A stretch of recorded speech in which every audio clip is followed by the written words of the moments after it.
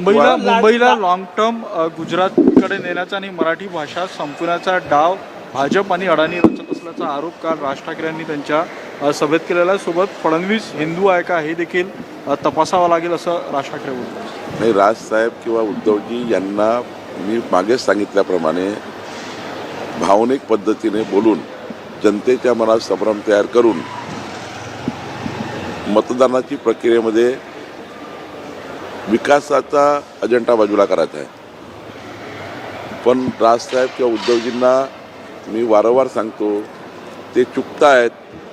त्यांच्या प्रचाराची भूमिका चुकतायत, प्रचाराचा फोकस चुकतायत.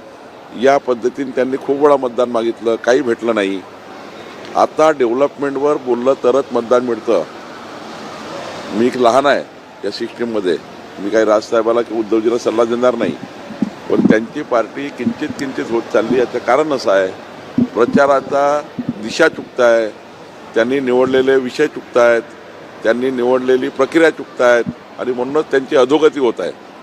मला असं वाटतं अजून पुन्हा त्यांना मुंबईच्या निवडणुकीमध्ये त्यांची अधोगती, पक्षाची अधोगती पाहायला मिळेल. कारण ते निवडणूक भरकवतात आहे. निवडणूक ही अशी विकासाच्या मुद्द्यावर चालणार आहे आणि लोकांनाही माहिती आहे की डेव्हलपमेंट म्हणजे देवेंद्रजी आहे, देवेंद्र म्हणजे डेव्हलपमेंट आहे. त्यामुळं लोक आता या अशा विषयाला घेऊन मतदान करणार नाही. काँग्रेसला लाडक्या बहिणींचा एवढा विरोध का असा प्रश्न उपस्थित होतो, कारण की निधी मिळणार आहे त्या विरोधात कुठतरी पत्र देणं किंवा विधानसभा निवडणुकीतही झालं, आता पण तोच मुद्दा काँग्रेसकडनं विरोध दिसतोय. काँग्रेस पार्टी लाडक्या बहिणीच्या विरुद्ध आहेच. कर्नाटकमध्ये काँग्रेसने लाडकी बहीण योजना बंद केली. ज्या ठिकाणी काँग्रेस आली लाडकी बहीण योजना बंद झाली. महाराष्ट्रात त्यांनी प्रयत्न केला, हायकोर्टमध्ये गेले, हायकोर्टाने त्याला हाकलून दिलं. मग त्या ठिकाणी त्यांच्या लोकांनी घोषणा केल्या, आमचं सरकार महाराष्ट्रात आलं तर लाडकी बहीण योजना बंद करू. आता मकर संक्रांतीला लाडक्या बहिणीचे पैसे जाणार, त्या ठिकाणी रोडा आणला.